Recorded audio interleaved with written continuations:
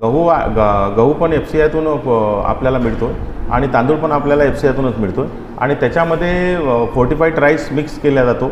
हे शासनाचं धोरण आहे. त्याच्यामध्ये 12 त्यात विटॅमिन्स असलेले तांदूळाचे दाणे कर्नल्स म्हणतात त्यांना, राईस कर्नल्स मिक्स केल्या जातात.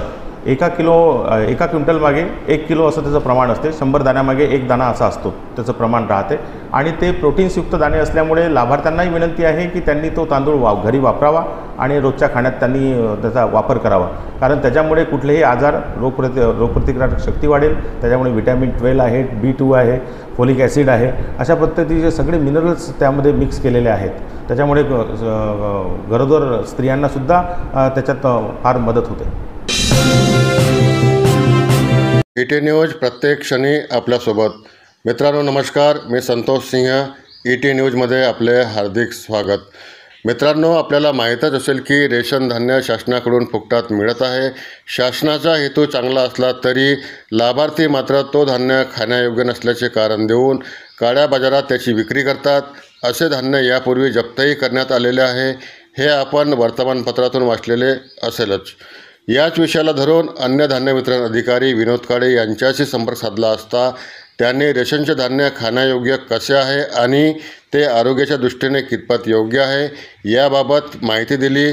त्यांनी आपल्या मुलाखतीत म्हटले की रेशनच्या धान्यात 12 प्रकारचे विटॅमिन्स असतात, प्रोटीन्स असतात. ते आरोग्यवर्धक आहे, शक्तिवर्धक आहे. रेशनच्या धान्यापासून रोगप्रतिकारक शक्ती मिळते. गरोदर स्त्रियांसाठी हे धान्य फारच उपयुक्त आणि आरोग्यवर्धक आहे. मित्रांनो, आता शासनाकडून मिळणारे हे फुकटचे धान्य आपले आरोग्य सुदृढ ठेवण्यासाठी खायचे की नाही खायचे याचा निर्णय तुम्हालाच घ्यायचा आहे. यासोबतच अन्य धान्य वितरण अधिकारी विनोद काळे पुढे काय म्हणाले ते आता आपण बघूया.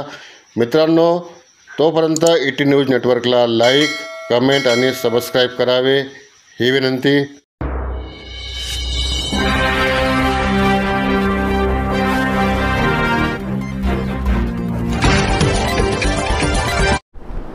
सर नमस्कार. नमस्कार. सर, गेल्या काही काळामध्ये म्हणजे विगत 3-4 महिन्यापूर्वी नागपूर शहरामध्ये मोठ्या प्रमाणात रेशनचा काळा बाजार झालेला होता आणि अनेक धान्यही पकडण्यात आले होते. त्याच्यामध्ये आता तुम्ही विशेष लक्ष दिल्यामुळे त्याच्यात कमतरता आली असं आम्हाला ऐकायला मिळालं. तर याच्याविषयी तुम्ही काय सांगणार सर? बघा, मागच्या ज्या 3 महिन्याचं जे धान्य वाटप होतं मे, जून, जुलै, ऑगस्टमध्ये, हे 3 महिन्याचं धान्य शासनाकडून एकाच वेळेस एकाच महिन्यात देण्यात आलेलं होतं. त्याच्या पावसाळी जो विषय असतो, पावसाळ्यामध्ये लोकांना एकाच वेळेस 3 महिन्याचं धान्य घरामध्ये असावं हा शासनाचा उद्देश होता. त्या अनुषंगाने 3 महिन्याचं धान्य सगळं नागपूर शहरातील लाभार्थ्यांना, पात्र लाभार्थ्यांना वाटप करण्यात आलं होतं आणि हे वाटप पण एकदम व्यवस्थित झालं आहे. पण काही प्रमाणात लाभार्थ्यांकडून जे धान्याची विक्री होत होती असं आमच्या निदर्शनास आलं आहे की दुकानदार धान्य विकतात अशा आमच्याकडे तक्रारी आल्या होत्या. पण ॲक्च्युअलमध्ये तसा विषय नव्हता. आम्ही त्या तक्रारीच्या शहानिशा केली असता काही लाभार्थी असे आढळून आले होते की बऱ्याचशा ठिकाणी रिक्षा फिरताय गावागावामध्ये, झोनमध्ये, प्रत्येक झोनमध्ये एरिया वाईज, वार्ड वाईज त्या रिक्षांमधून ते धान्याची खरेदी होते आणि ते धान्य कुठंतरी एका ठिकाणी जमा होऊन त्याची काळाबाजारी होत होती. असं आमच्या निदर्शनास आल्यानंतर आमच्या काही टीमनी त्या ठिकाणी जाऊन धाडी मारल्या आणि ते धान्य हस्तगत केलं आहे आणि ते आज धान्य जप्त करण्यात आलेलं आहे. ते आमच्या गोडाऊनला आहे आणि त्याच्यावर कारवाई आणि चौकशी सुरू आहे. सर, ज्याप्रमाणे लाभार्थी धान्य विकतात त्याचप्रमाणे रेशन दुकानदारी धान्य विकतात असे निदर्शनास आलेले आहे. अशा बाबतीत त्याच्यावरती तुम्ही कसा प्रतिबंध घालाल? नाही, अशा बाबतीतला विषय आजपर्यंत आमच्यासमोर आलेला नाही. आजपर्यंत कुठलाही धान्य दुकानदार धान्य विकताना पकडण्यात आलेला नाही आणि आता ऑनलाईन पद्धतीने धान्याचं वाटप होतं आहे. त्याच्यामुळे ही पद्धत हा विषय तिथे येत नाही आणि प्रत्येक लाभार्थी हा आपलं धान्य ॲथेंटिकेशन करतो, आपला स्वतःचा आधार थंब करतो आणि धान्य घेतो आणि प्रत्येक दुकानदारांना धान्य हे ऑनलाईन पद्धतीनं दिल्या जाते. त्याच्यामुळे त्यांनाही तंतोतंत जेवढे लाभार्थी आहेत तेवढंच धान्य त्यांना वितरित केल्या जाते. त्याच्यामुळे धान्य विकण्याचा प्रश्न उद्भवत नाही. सर, हे यावर्षी 3 महिन्याचं एकत्र धान्य मिळत आहे, तर हे 3 महिन्याचे धान्य देण्याचा उद्देश काय आहे? म्हणजे पावसाळी जे याच्यामध्ये पावसाळी वातावरण जे होतं, पावसाळा येतो, त्याच्यामध्ये शासनाने हा निर्णय घेतलेला होता की 3 महिन्याचं धान्य एकत्रित सर्व पात्र लाभार्थ्यांना देण्यात यावं आणि पावसाच्या दिवसांमध्ये त्यांची कुठे पडापडी होऊ नये या कारणाने धान्याचे वाटप एकत्रित वाटप 3 महिन्याचं करण्यात आलेलं आहे. मागील वेळेस आनंदाचा शिधा वाटप केला जात होता, तर यावेळेस अशी काही शक्यता आहे काय? तसे आमच्याला शासनाकडून अजून निर्देश आलेले नाहीत. तसे निर्देश आले तर शासनाच्या आदेशाचं पालन तंतोतंत पालन आम्ही करू. सर, मला हे सांगा की एखादा रेशन दुकानदार जर कमी धान्य देत असेल आणि लाभार्थी हा शिक्षित नसेल, तर त्यांनी अशा वेळेस कुणाकडे तक्रार करायची? बघा, प्रत्येक सर्व नागपूर शहरातल्या पात्र लाभार्थ्यांना माझं विनंती आहे की त्यांनी आपला जो क्वांटम ठरलेला आहे, PHHचा असेल तर त्याला 1 किलो गहू आणि 4 किलो तांदूळ आहे, आणि अंत्योदयचा जर तो शिधापत्रिका धारक असेल तर त्याला 10 किलो गहू आणि 25 किलो तांदूळ आहे.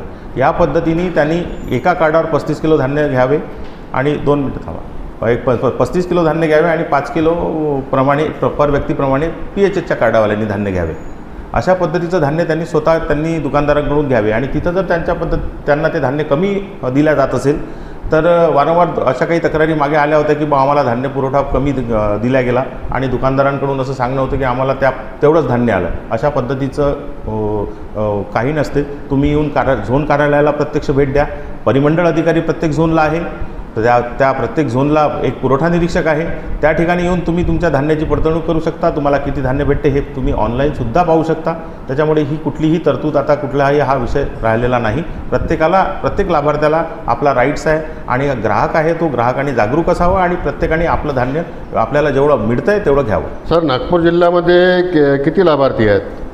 सध्या आपल्याकडे 4,24,337 शिधापत्रिका आहेत आणि त्याच्यावर 12,22,424 ही लोकसंख्या आहे. या लाभार्थ्याप्रमाणे किती टन धान्य पुरवठा होतो? 7,000 क्विंटल मेट्रिक टनचा धान्य आपल्या दर महिन्याला आपल्या नागपूर शहरामध्ये येते. म्हणजे 70,000 क्विंटल धान्य गहू आणि तांदूळ दोन्ही मिळून. सर, हे सर्व झालं, पण जो रेशनचा धान्य आहे तो बऱ्याचशा प्रमाणामध्ये गहू असो किंवा तांदूळ असो तो खाण्यायोग्य राहत नाही आणि अशा लाभार्थ्यांच्या तक्रारी आहेत. नाही, तर याविषयी काय करता येईल सर? गहू पण FCIतून आपल्याला मिळतो आणि तांदूळ पण आपल्याला FCIतूनच मिळतो आणि त्याच्यामध्ये फोर्टिफाईड राईस मिक्स केला जातो. हे शासनाचं धोरण आहे. त्याच्यामुळे 12 त्यात विटॅमिन्स असलेले तांदूळाचे दाणे, कर्नल्स म्हणतात त्यांना, राईस कर्नल्स मिक्स केल्या जातात. एका क्विंटल मागे 1 किलो असं त्याचं प्रमाण असते. 100 दाण्यामागे 1 दाणा असा असतो त्याचं प्रमाण राहते. आणि ते प्रोटीन्सयुक्त दाणे असल्यामुळे लाभार्थ्यांनाही विनंती आहे की त्यांनी तो तांदूळ घरी वापरावा आणि रोजच्या खाण्यात त्यांनी त्याचा वापर करावा. कारण त्याच्यामुळे कुठलेही आजार, रोगप्रतिकारक शक्ती वाढेल. त्याच्यामुळे विटॅमिन 12 आहे, B2 आहे, फोलिक ॲसिड आहे, अशा पद्धतीचे सगळे मिनरल्स त्यामध्ये मिक्स केलेले आहेत. त्याच्यामुळे गरोदर स्त्रियांनासुद्धा त्याच्यात फार मदत होते. रेशन धान्याच्या काळाबाजार रोखण्याकरता आपल्या विभागातर्फे काही पथक नेमले आहेत की आणखी काही व्यवस्था केलेली आहे सर? हां, अशा पद्धतीच्या प्रत्येक झोनमधून आम्ही टीम तयार केलेल्या आहेत आणि एकत्रित टीम तयार करून आलेली आहे. माननीय जिल्हाधिकारी सर यांच्या आदेशान्वये अशा ठिकाणी कुठल्या तक्रारी आल्यास त्या ठिकाणी आमची टीम जाऊन शहानिशा करते, पाहणी करते. जिथे जर धान्याचा साठा जास्त प्रमाणात आढळला तर त्या धान्याच्या पावत्या वगैरे सगळ्या बाबी चेक करते. त्याच्या जर रितसर सगळ्या गोष्टी आढळल्या तर तो धान्यसाठा सोडला जातो. पण तिथं जर कुठलेच डॉक्युमेंट्स आढळले नाही तर तो धान्यसाठा. आतापर्यंत किती लोकांवर कारवाई झाली आहे सर? आतापर्यंत 3 ते 4 एक यशोधरा नगरमध्ये झाली, एक पारडीला झालेली होती. अशा ठिकाणी एक बडा ताज हा एरिया आहे, त्या ठिकाणी सुद्धा अशा प्रकारचं धान्य पकडण्यात आलेलं होतं. सर, रेशनचा काळाबाजार होऊ नये याच्याकरता तुम्ही रेशन दुकानदार आणि लाभार्थी यांना काय संदेश देणार सर? प्रत्येक लाभार्थ्यांना माझी विनंती आहे की त्यांनी आपल्या हक्काचं धान्य हे आपल्या नजीकच्या रास्तभाव दुकानातून घ्यावं आणि पूर्ण धान्य घ्यावं. कोणताही दुकानदार तुम्हाला कमी धान्य देत असेल तर आमच्या कार्यालयाला येऊन संपर्क करावा, तिथे येऊन त्याची तक्रार करावी. निश्चितच तुम्हाला त्याच्यातून आम्ही लाभ देऊ. मित्रांनो, आता आपण अन्नधान्य वितरण अधिकारी विनोद काळे यांची मुलाखत बघितली. ती तुम्हाला आवडली असेलच. जनसामान्यांच्या समस्यांशी निगडीत प्रश्न आम्ही उचलत असतो, मांडत असतो. ज्या कुणा बांधवांवर अन्याय अत्याचार होत असेल किंवा शासकीय अधिकारी त्रास देत असतील तर ET न्यूज नेटवर्कला जरूर कळवा. आम्ही त्यांचे प्रश्न मांडू आणि त्यांना न्याय कसा मिळवून देता येईल यासाठी आमच्या चॅनलच्या माध्यमातून भरघोस प्रयत्न करू. पुढे भेटूया नव्या विषयासह, नव्या बातमीसह. ET न्यूज नेटवर्क चॅनलला आपल्याकडून मिळत असलेल्या भरघोस प्रतिसादाबद्दल आपले खूप खूप धन्यवाद. आभार.